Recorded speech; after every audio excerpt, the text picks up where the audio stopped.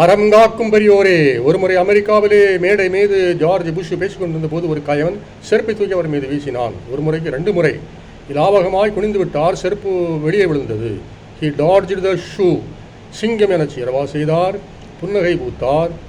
யாருக்கு வரும் இந்த அறிவு புன்னகை, அழகு புன்னகை? குந்தன் புன்னகை வதனம் புன்னகை வெல்லும் என்றோ புஷ், அறிவுலகின் மேதை என்றோனி.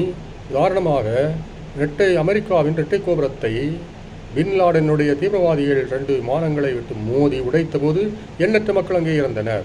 புலி போன்று உருமவா செய்தார். மக்களுக்கு உற்சாகம் ஊட்டுவதற்காகவே புன்னகை பூத்தார்.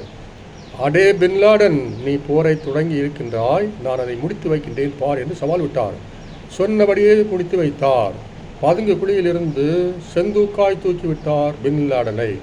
இத்தனையும் சொல்ல காரணம், அமெரிக்காவிலே செருப்பை தூக்கி வீசினான் ஒரு கயவன் என்று சொன்னேன் அல்லவா?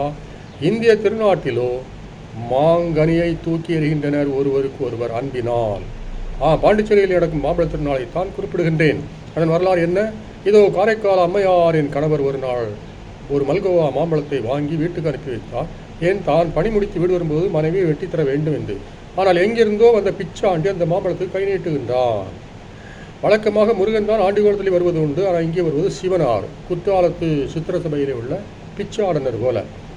ஐயோ பாவம், யார் பெற்ற பிள்ளையோ என்று மனம் இறங்கி காரைக்கால் அம்மையார் அந்த மாம்பழத்தை வெட்டி அடிக்கின்றார் அந்த பிச்சாண்டிக்கு. இப்போது பிச்சாண்டி மறைந்து விட்டார். கணவர் வருகிறார், மாம்பழம் கேட்கிறார். தர்மபத்தினி கடவுளை நோக்குகின்றார். ஆண்டவன் சோதனையோ, யார் கொடுத்த போதனையோ என்று. உடனே ஆண்டவன் மனம் இறங்கி வேறொரு மாம்பழத்தை வழங்கிவிட்டார். தப்பித்தோம் விளைத்தோம் என்று அந்த மாம்பழத்தை வெட்டி கணவனுக்கு வழங்கினார்.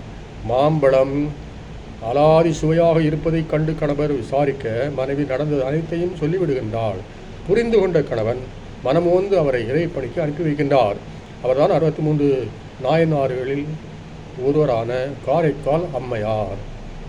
நான் தூத்துக்குடி சிவன் கோவிலில் 63 நாயன்மார்கள் சிலைகளை சந்திக்கும் போது காரைக்கால் அம்மையாருடைய உருவத்தை நிச்சயமாக தொட்டு வணங்குவேன். ஏன் தெரியுமா? பைபிளிலே சரப்தா பெண்ணின் மறு உருவம் அன்றோ. 1 அரசர் 17:10 முதல் 15 வரை.